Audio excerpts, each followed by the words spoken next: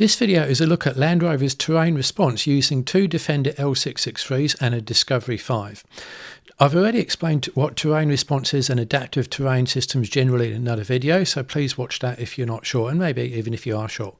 This video is going to focus on terrain response comfort mode, contrast that with rock crawl and configurable terrain response, and also with grass, gravel, snow. And there will be more terrain response videos to follow, contrasting different modes in different terrains.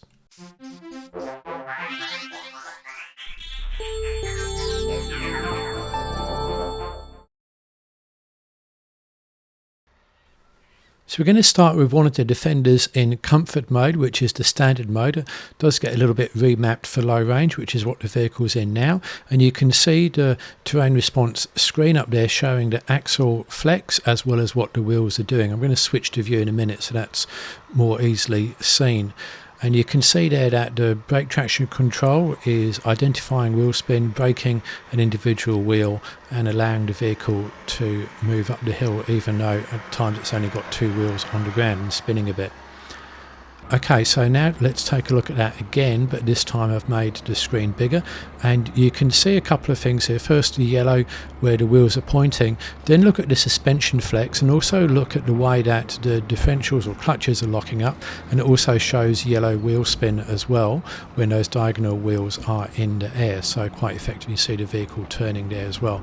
I don't recommend you spend a lot of time looking at that, but it is quite interesting to see what the vehicle is doing if you're a passenger. Now let's look at the other L663, and that's in comfort mode. It's got the stock tyres on and you're thinking, oh, it's not going to perform as well. Well, not the case, because what slows a vehicle down or stops it progressing here is actually the ability to distribute torque to a wheel.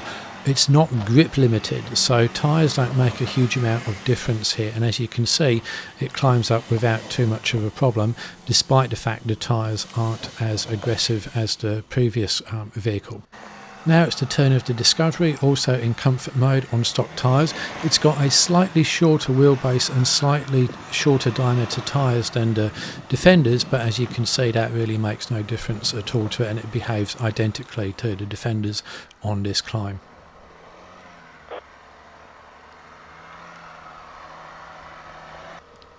Now let's take a look at all three vehicles, synced as far as I can, given slightly different speeds on exactly the same climb.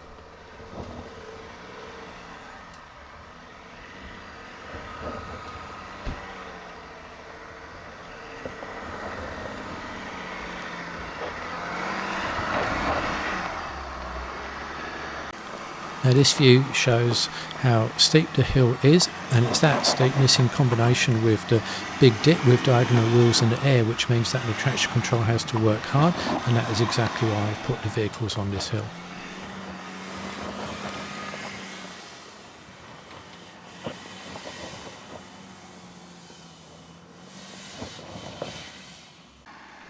Now we put the Defender into rock crawl and just look at the difference there. Absolutely minimal wheel spin, and of course that rear differential lock, which they all have, is now starting to work as well, so almost no wheel spin, and this is why I say that tyres don't play a huge role in this particular situation.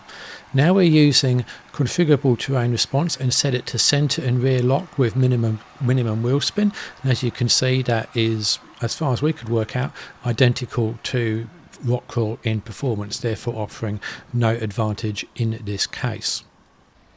And now we've got the white Defender in rock crawl, and so you can see how that does.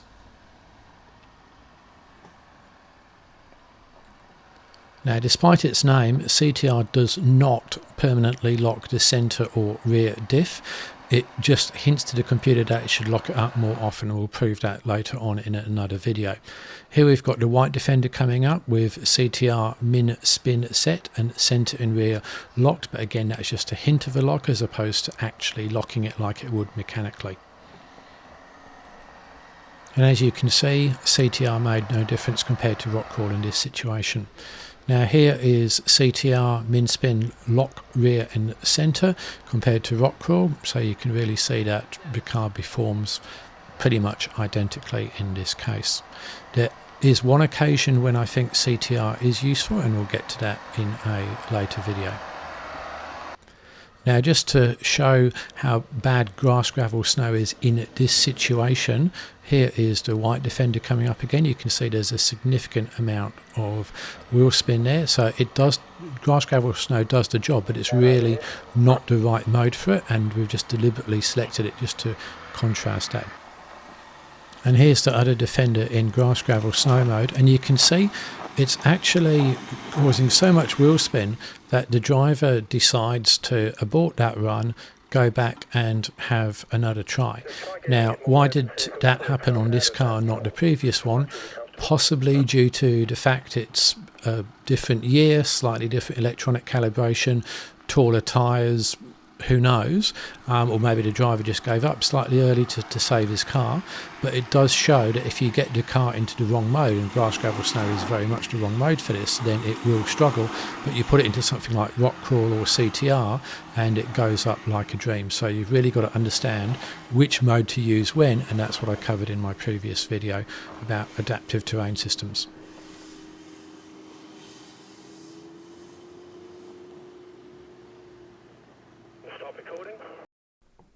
So to summarise then, grass, gravel, snow and rock are two extremes. Do not use them in the wrong places. Grass, gravel, snow has its place, and that is for slippery surfaces, as I said in the original video.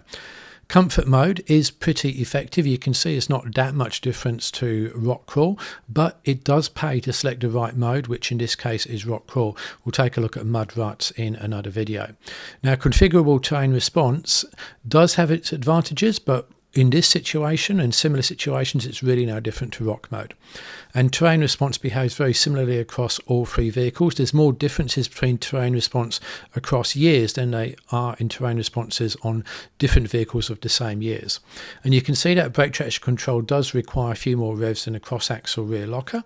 And again, watch my original adaptive terrain video for an explanation, and there'll be more to come with these three vehicles in different situations demonstrating terrain response. Thanks for watching.